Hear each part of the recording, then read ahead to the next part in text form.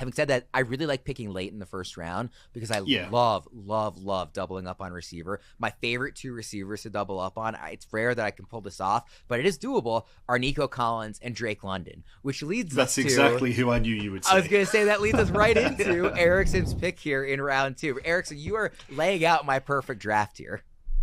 It's Worm's perfect draft. It's Erickson's perfect draft. We're hand holding here. Yeah, Drake London, that's the guy for me in round 2, and I would take him in round 1 if you forced me to. If Nico Collins just got taken, I would easily take Drake London in the first round. Again, talking about the red zone targets and how that's a signal for wide receiver 1 overall seasons that are coming.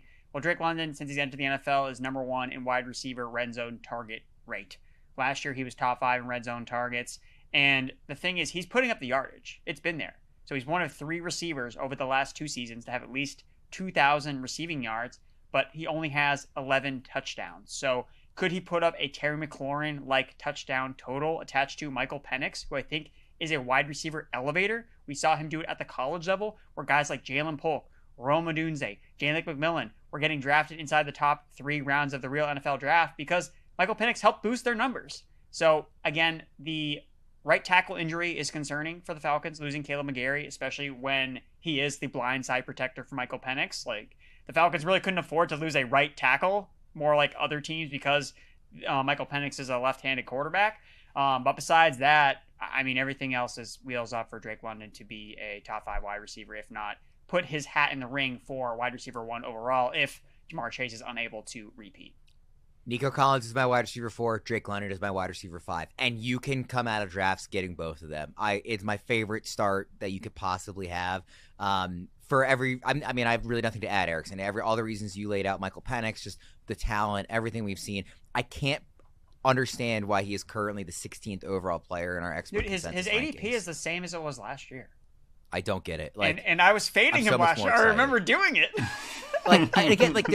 He's the reason. I love Brian Thomas Jr. this year, right? Like, I want to take swings on Christian McCaffrey. I love Derrick Henry. I don't understand why people aren't more excited about it. We just saw this fit in Baltimore. He didn't slow down at all. I love Ashton Genty as a rookie running back, but I want to come away with Nico and London because they are just that much better. Tom, you said that you kind of knew that's the name I was going to throw out there. Do you agree with that, as London is just like this ideal early second round target? Yeah, absolutely. And unlike Erickson, I was in on the Drake London hype last year. So this year, I assumed that he'd be into round 1 for all the reasons we saw down the back end last year. The fact that Michael Penix, with an off-season catered to him, can take another step forward. And it's been surprising that there's still this little bit of hesitation. I think it links back to what Erickson said about the touchdowns. The biggest surprise for me has been the fact that we're heading into year 4 for Drake London and the Falcons haven't locked him up with a contract already, because that's only going to get more expensive. And this time next year, that you could be looking at like a market second contract.